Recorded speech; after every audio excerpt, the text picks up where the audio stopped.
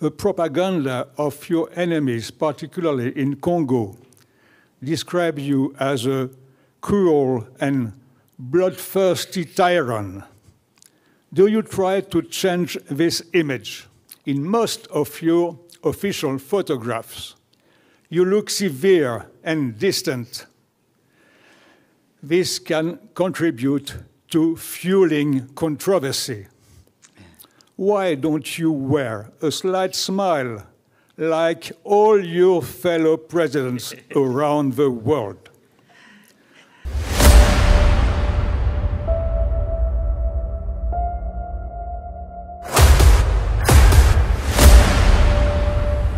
This is the journey to one Africa. Good morning, Your Excellency.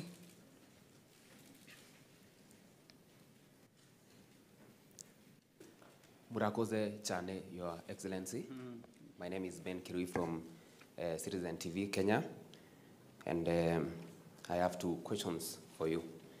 The first one is, to what extent is the international community culpable for its lack of intervention during Rwanda's darkest hour, especially given the catastrophic failure to prevent the 1994 genocide against the Tutsi?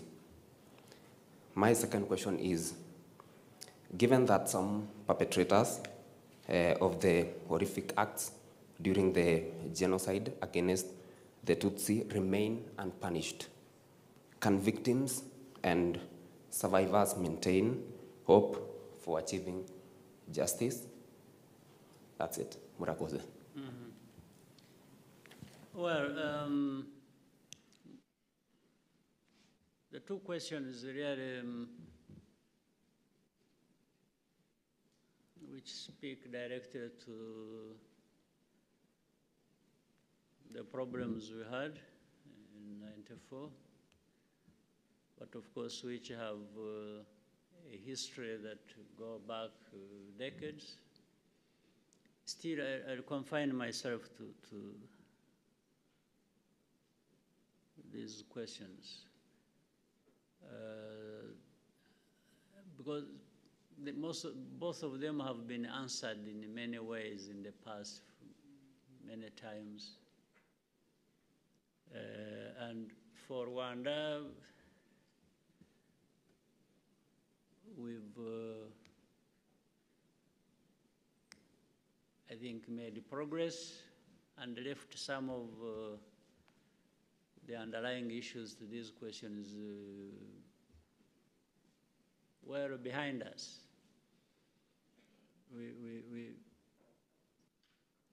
Whether the international community was responsible, to what extent, and so on and so forth, well, they have been responsible. To what extent, you can say to a great extent.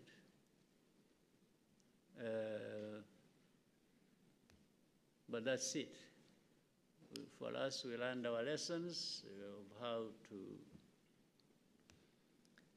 manage ourselves and our affairs and stop being part of the harm we do or did to ourselves. Because the international community will do things that are not correct against you or will do harm to you. That's okay, but let it be their own choice without having to be enticed by your own mistakes. So we tend to look more on our side. What is it that put us in this kind of situation in the first place, where the international community may have added to the problem, or they were part of the origin of the problem. But if we did things, if we were right ourselves and didn't give grounds to this international community. Maybe they wouldn't be blamed or pointed or having our fingers pointed to them. So, and for the people who are all over the place who committed or who took part in the genocide, they are there. We have interacted with those people that hosted them. We have done it for many years. Some efforts have succeeded, most of them have not. But those people and whatever is happening should not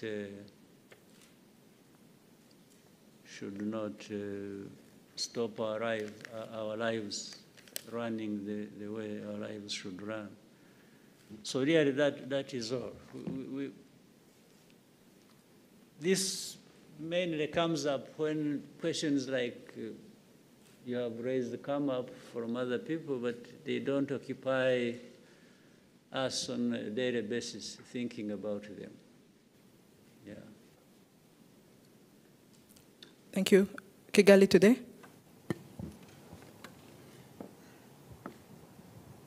Thank you very much, Your Excellency. My name is Edmund Kajira. I work for Kigali Today. Mr. President, what is your message to the people who continue to be vague and ambiguous about who the victims were in Rwanda? A good example is a message by Secretary Blinken.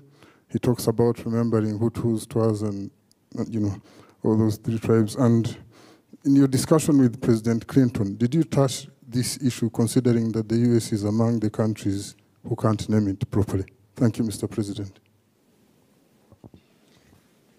Well, we had broad discussions with former President Bill Clinton and his delegation. The delegation, United States sent a delegation here to be with us on this 30th Kwibuka, and they decided to designate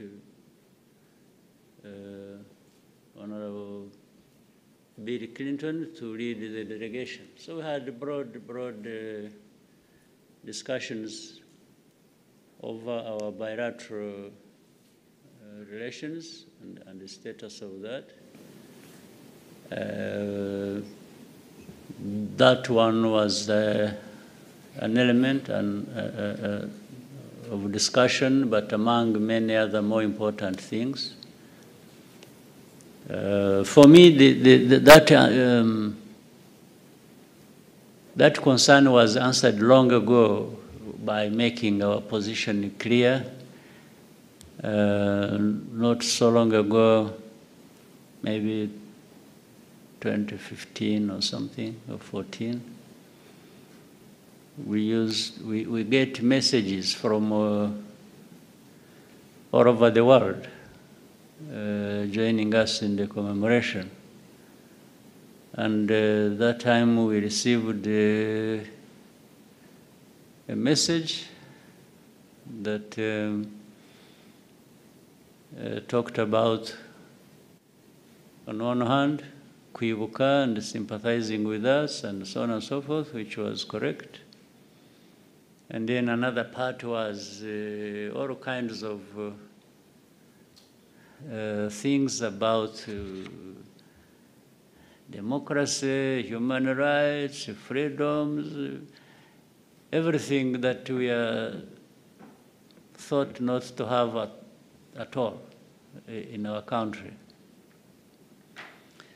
So our country actually wrote a letter back to the US. I'm the one who authored that. And what I asked them, what I told them is twofold. One, I told them that United States or any government of any country have the freedom to tell us whatever they want to tell us, even if whether we are happy about it or not.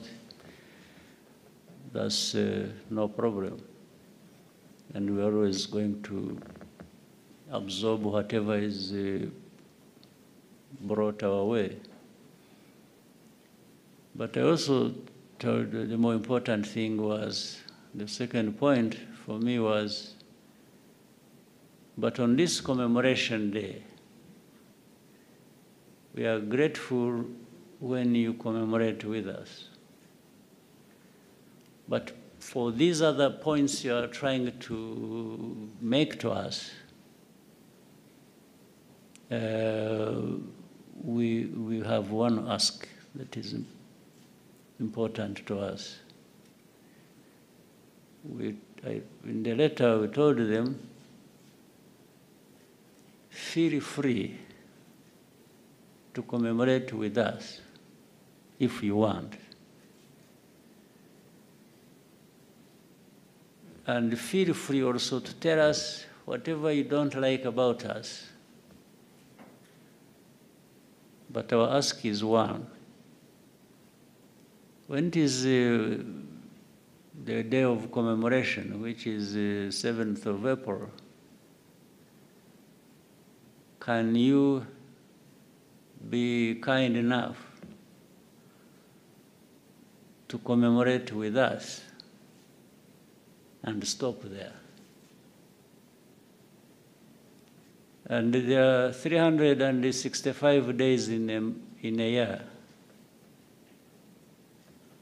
Give us that day of 7th of April, commemorate with us,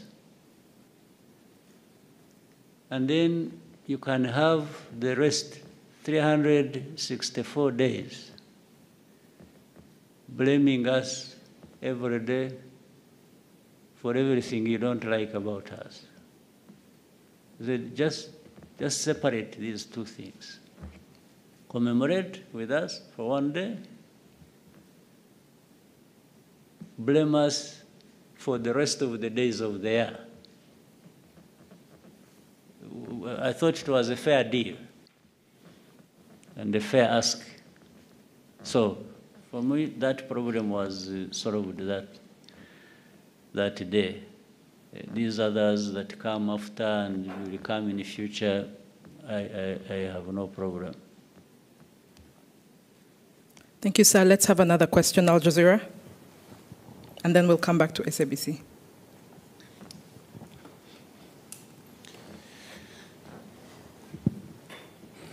Good morning, Your Excellency. My name is Laith from Al Jazeera. Earlier in an interview, Your Excellency described some politics in the region be primitive, based on ethnics. I'm in Rwanda only since a few weeks, and I noticed that the level of the stability in the country. And so my question is, how does Rwanda manage political strategy with the neighboring to maintain the achievement since 1994? Thank you. Thank you. We do what we can, what is possible, and we don't do it alone. We try and do it with those countries, neighboring countries and beyond. But there are priorities. Those are the ones we stick to. First is to address our internal issues that either relate to our history or even to our geography, and do the best we can, humanly can, to create a stable country, to have our citizens get the best they can give themselves, or working together, we can offer each other, and it's security, it's socio-economic development, it's always adding to bring the country back together in the form of unifying the people, even in their differences, still look at each other as belonging to the same country towards which we can contribute the best we can individually and then collectively. That's the foundation. Of course, there is no country that is going to be an island. None. No country in the world decide to say, I will be on my own, I live alone, the rest can go hang. So we try to find common interest and understanding between us, and beginning with the neighbors and beyond, well beyond. That we try as well. And in this, we try to make sure that other partners or other people feel comfortable with us, or what they get with us when they have, without really interfering in their own business. But it is in the same way that we also feel that partners should be doing with us what is in line with our interests, policy, understanding of who we want to be, how we want to get there, and so on and so forth. There is ownership of what we want to do, much as we work with others. So we try that as much as possible. But of course, in the end, there will be problems where the problems are originating from us. We own up and ask people what they think those problems are, and we try to address them. When the problems are coming from those others we have to relate with, we also very clearly let them know what we think those problems are that we are being affected by, and if they can change, then it improves our relationship. So we've really done a lot, at least made progress, invested a lot in trying to resolve our internal issues. We still have a lot. The country needs to do more, do better all the time, but we have made good progress. So what we have in the region currently, and which maybe refers to part of what you said about primitive politics, I said that relating to what situation we have in our region, and what we had in Rwanda ourselves back in the years, which we have overcome and continue to make sure that we keep moving forward, is politics that seeks to divide the people either of a country or a region. In fact, based on ethnic or religious or other reasons, you cannot govern effectively and stably. You can't have stability when you divide people, when you discriminate people, when you and this is, I could not find a better word to run a society or a government on the basis of a division of tribes or ethnic groups or this, and in our case, having gone to the extreme, even here in '94, as you remember, it is, I could not find a better word other than being primitive. Primitive. You are not, how do you divide people? How do you practice sectarianism or racism, or where do we see it in history that it has served well in a society? That's what I was referring to, because we have a lot of it in the region, especially in the recent days, as we have seen. So I was not only explaining that so that people may give it consideration to avoid very huge and costly problems that are born out of it. Thank you, sir. SBC, Sophie. Sophie Mkwena from the South African Broadcasting Corporation. Mr. President, yesterday we spoke to President Cyril Ramaphosa, who said you had a marathon meeting on Saturday night. You also have the former South African president in the country who joined yesterday. Were you able to raise issues that we spoke about on Thursday in relation to Rwanda's relationship with South Africa, particularly the issue of the DRC? Thank you so much. We could not have spent hours, the President of South Africa and I, meeting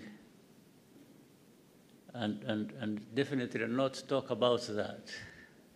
It featured, and I think we had a very good discussion, very good understanding of the situation and maybe the best ways we can work together to resolve that. I was satisfied. So, and it seems your interview also helped.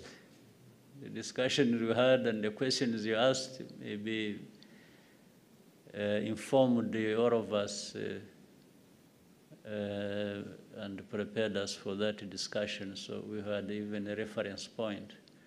So we definitely did discuss that, and I'm satisfied. I hope the President himself is satisfied that we can make good progress on a number of fronts to resolve the issues. Sir, if you allow, we can take one last question. No, but I see many people here wanting to... Okay. We can take Kagabo and then come to... No, but don't concentrate on people here. There are people from outside who are here. You are being sectarian. Let's take Asahi and then... Only. Let's take Asahi and then we'll take Margot. And then we can take from this side. Okay, thank you, President. My name is Susumi Maizumi, working for Japanese newspaper Asahi. So with regard to the presence of Asian country, including Japan, maybe especially Japan, so what kind of relationship would you like to build in the future with Asian countries? We actually have a very good relationship with the Asian countries, and a relationship that is very productive, that is very meaningful to our development as a country, and I hope meaningful to those countries as well from our side. So we do. And the good thing is, it's actually more, it's a healthier relationship with those Asian countries. They don't come with, well, some of them have started learning to do that, but largely, it's respectful, it's very beneficial. They don't come with all kinds of demands that we must address like we have in some other types of relationships. So it's there, we want it to grow, and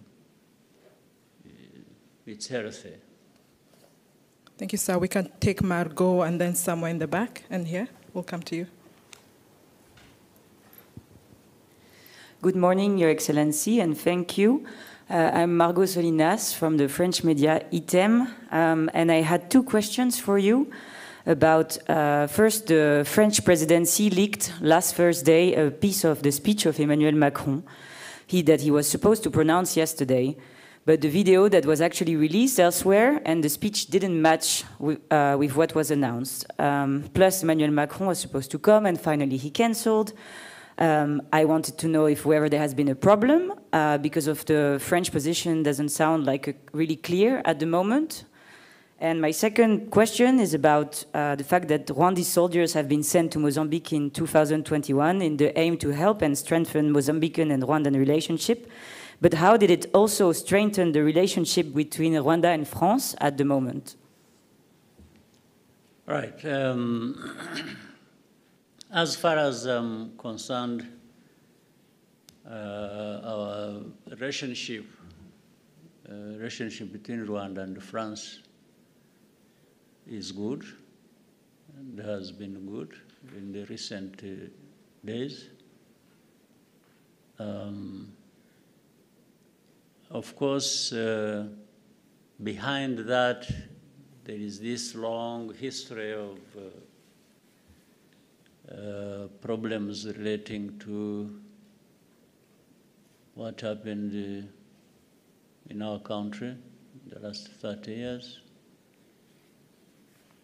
So my feeling up to now is we've made progress.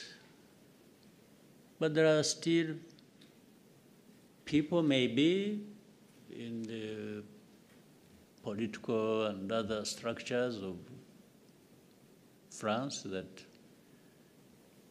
are held back by what happened in history. They are still living politically in the past. We can only be making progress on the basis of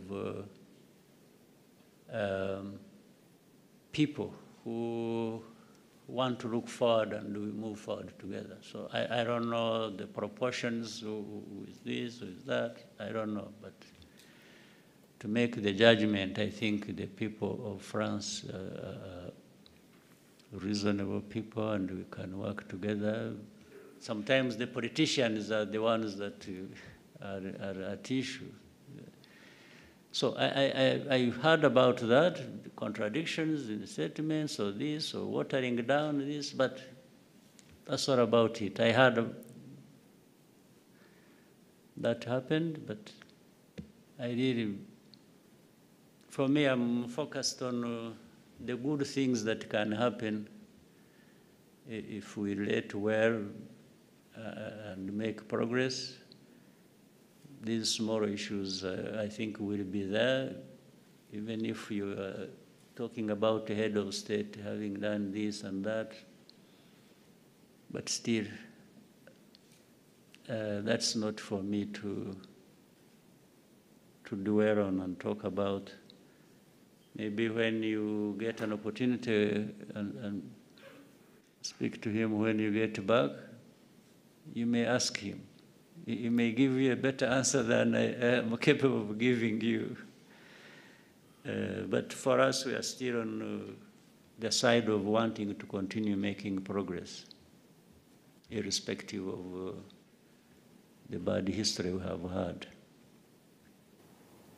For Mozambique, we got involved in Mozambique with the understanding and invitation of our brothers and sisters in Mozambique.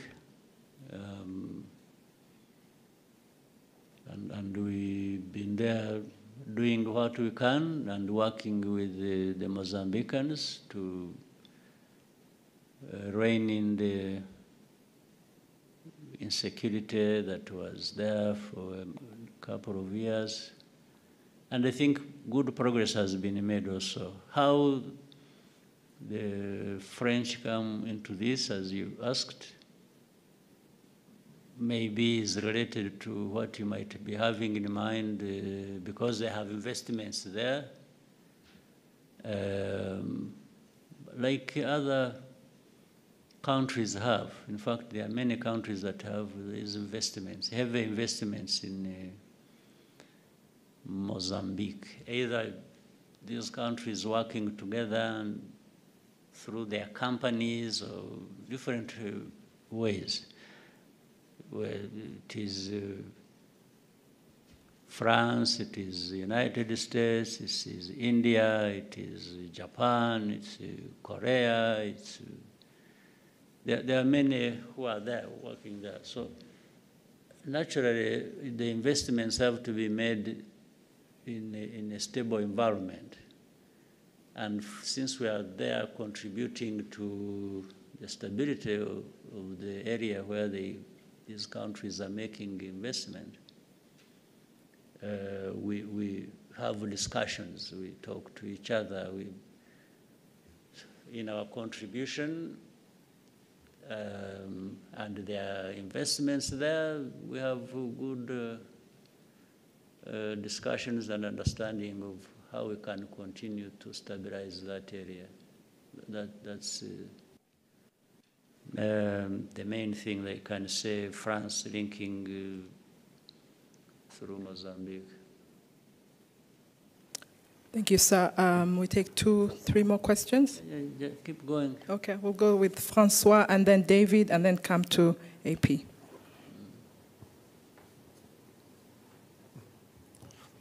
Good morning, Excellency. My name is Jean-François Dupaquier from Africa, Arabia. If you watch at the French-speaking press in recent days, you see a lot of articles in favor of Rwanda. Anyhow, there is often an incidental headline that asks the question, but who is Kagame really? The propaganda of your enemies, particularly in Congo, describe you as a cruel and bloodthirsty tyrant. Do you try to change this image? For example, in most of your official photographs, you look severe and distant. This can contribute to fueling controversy. Why don't you wear a slight smile like all your fellow presidents around the world?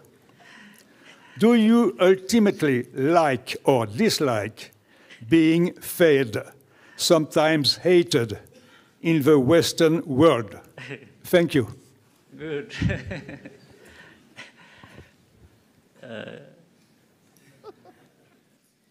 I think you have summarized well the questions that have been there but not asked directly. But for the smile, I think I have to borrow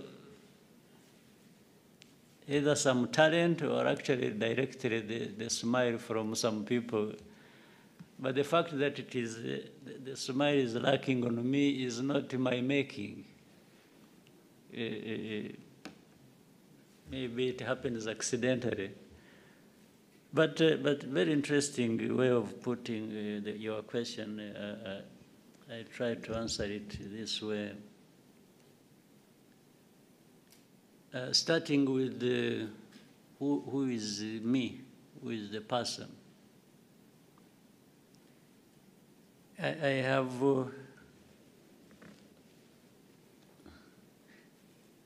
me is the person you see. I'm not hiding anything. What you see in me is what I am. If you are just going by the looks or by whatever, or what I do more, I think, is what may describe me than my physical looks. So I wanted to say, what you see is what you get with me. In most cases, in words or in deeds, they relate. My deeds and my words tend to relate. My looks may be different from that, may be different from my deeds and how I think. But in any case, isn't the description of the looks also subjective? There are people who see me as through the looks as a terrible person. There might be others who say, after all, there's nothing bad looking like that. So it's subjective. But to the point you're making about tyrant or cruel, or you see, you can't be bad to that extent. Cruel or a tyrant or bloodthirsty or whatever, and hide it. It's difficult. Even if you try to hide it, there is a moment it betrays you. And that also, once it has come out or once it is not there, you register the feeling, the description, from people who have to deal with you. If I was some of the things people have said about me or described me as, I mean, the judgment is out there, either for the people of this country or other people somewhere else. And it wouldn't just be confined to the press, because the press is full of individuals. But these individuals don't add up to a population that is as big as Rwanda's, even if Rwanda is very small. These are just individuals.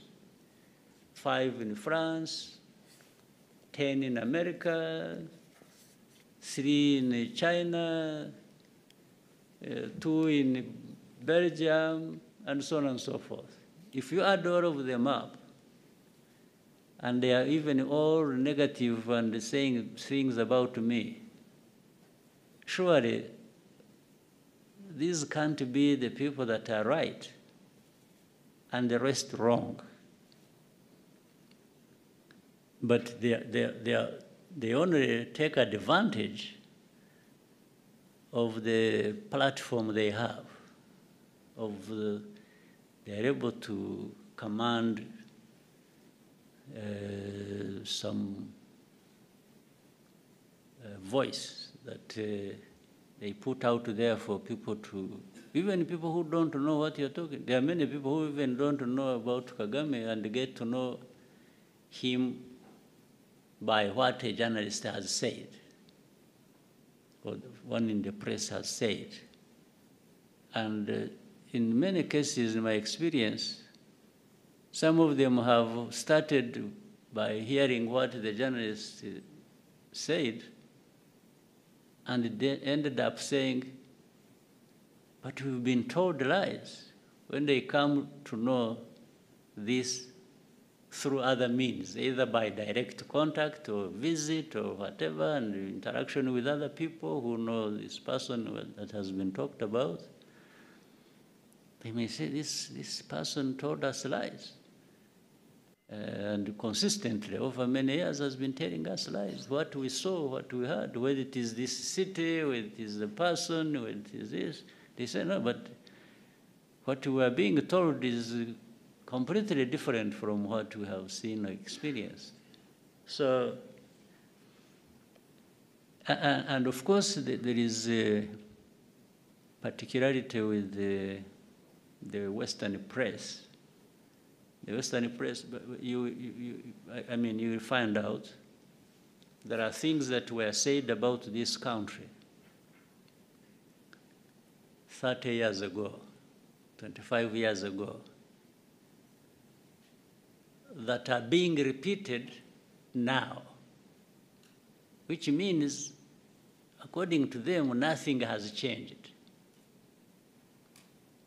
They talk about Rwanda, very poor population. We are poor.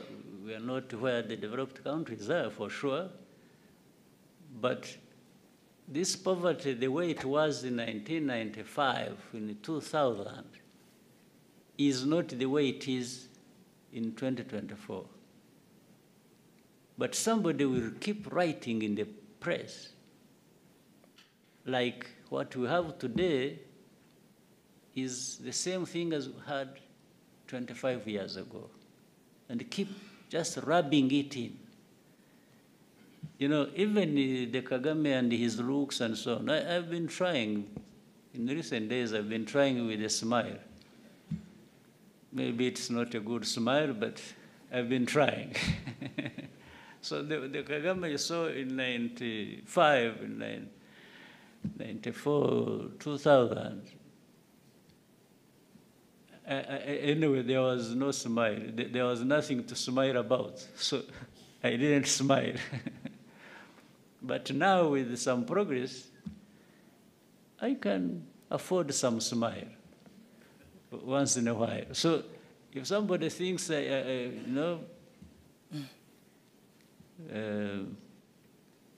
that, you know, I have even grown gray hair. Last time I had black, my hair was black, and now it is gray. It is actually disappearing. I may be bald, but so if you think the Kagame you saw 20 years ago is the same now, no, it is a misrepresentation. But even then, that time, I looked different, and the press may not have liked the way I look,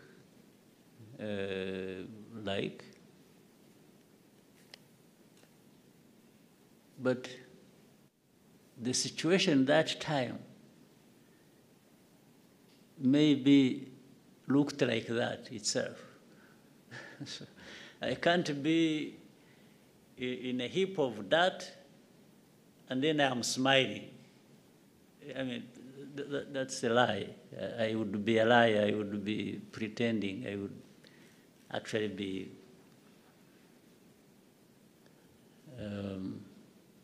having some problems with me to pretend that everything is okay around me when everything is bad. So, finally, the Kagame you see or there, or you like, or you don't like, is going to be there anyway. I don't need anybody to like me or to hate me to live my life. I live my life whether you like me or you don't like me. And I have my views, I express them, I will do things, I do. So I owe my living to not a single individual or country, even if powerful ones. No, we are all human beings created, sometimes they say, by God. I don't know, maybe we are there for something. But so for somebody to have powers over me, that one I can tell you is not possible. Yeah, even the most powerful didn't create me. Who created them, first of all? And we are all here just temporarily. If we are lucky, we live up to 100 years. Those are the luckiest. You know? So the one who is saying all that has also his time, and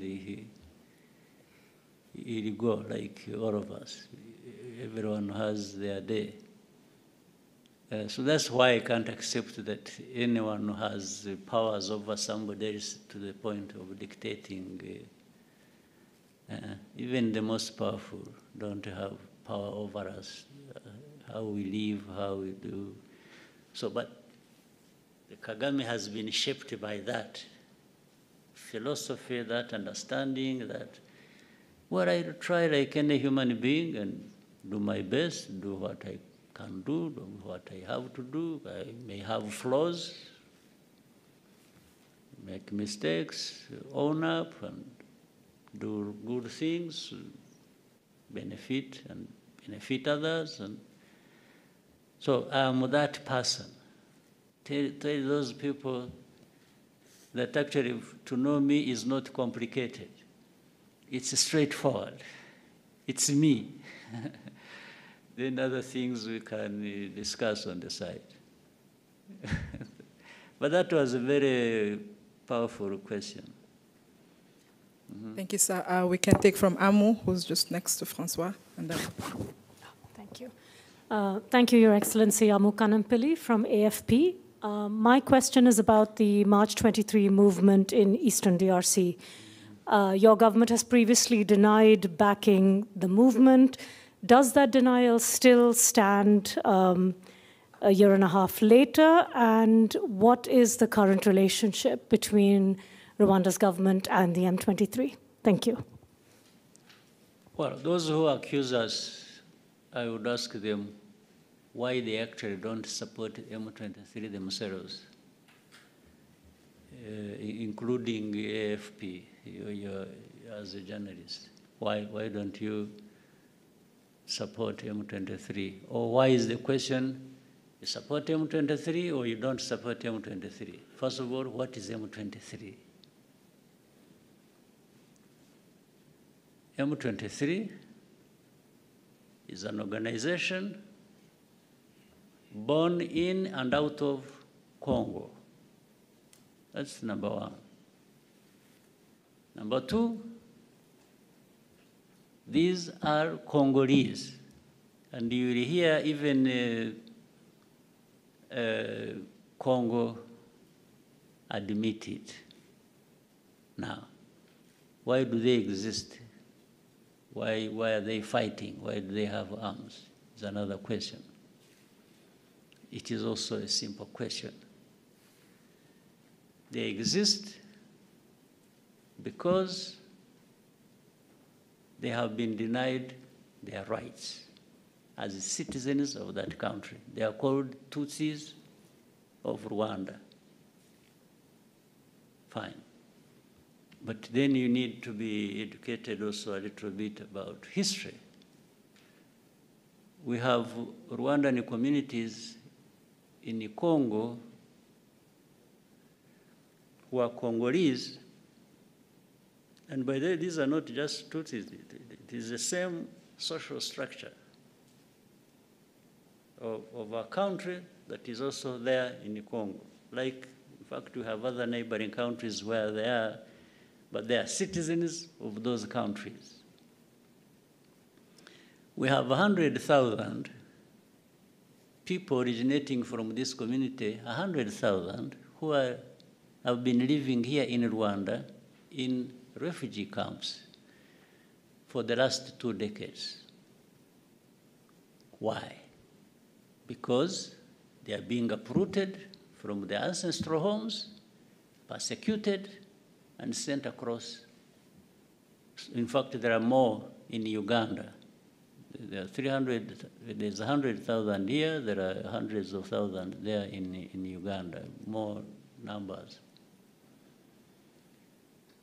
So M23 is born out of that situation.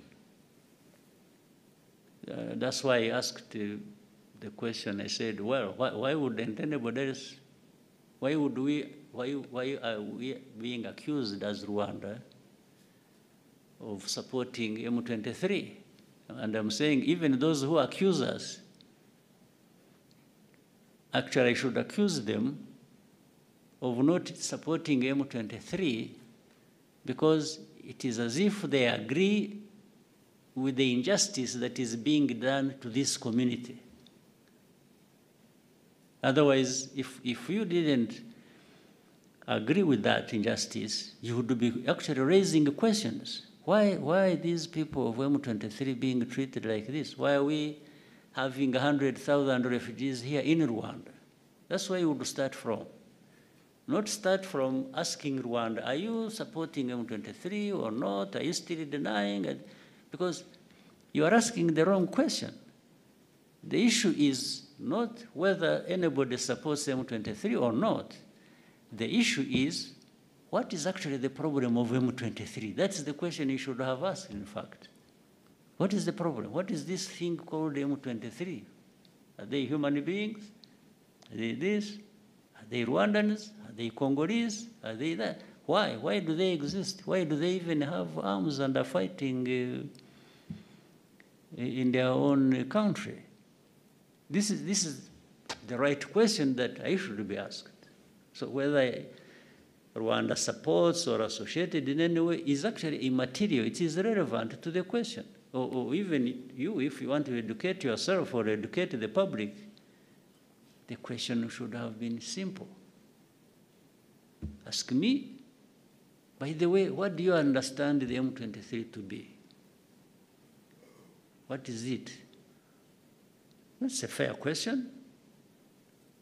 That's the one I would wish to be associated with rather than whether I support or not support. So we may take the last question. David?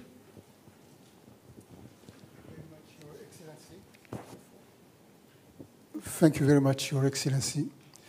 Dupaquier talked about the image. I've been traveling through the continent, and the majority of the youth, I think, don't want you to remain the way you are.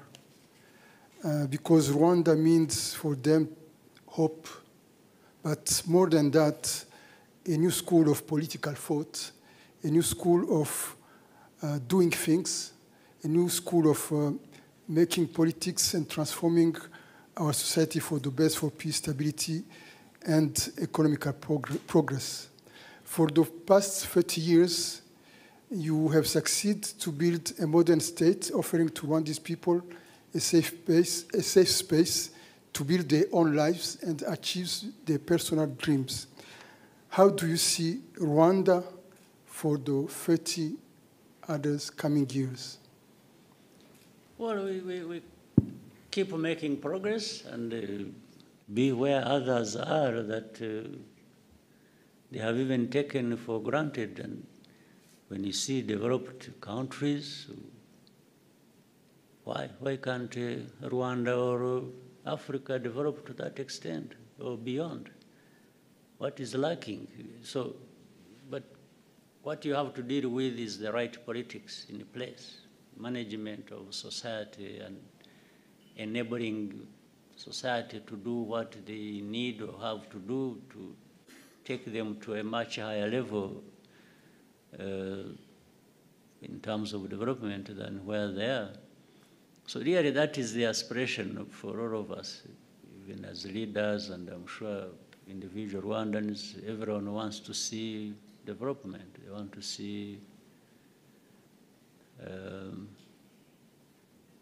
us, because we are human beings. Human beings, we can't have this allow this disparity, and some have been designated to remain backward, poor, undeveloped, and yet we are sitting on immense resources that actually other people who are developed are coming to help themselves with and taking away it. And for us, we are there watching and not doing anything about it. So the Rwanda of the next 30 years should be maybe 3, 4, 5 times better than what you see now. 30 years from from our graves to being here, I think another 30 years. We are not coming from the graves. This time we are coming from some level of progress that we have made. Thank you, sir. We may conclude here. Right. We'd like to thank you for your time with us and wish you a good day. Unfortunately, I couldn't take all the questions, but I'm happy to meet you another time. Thank you, sir. Thank you.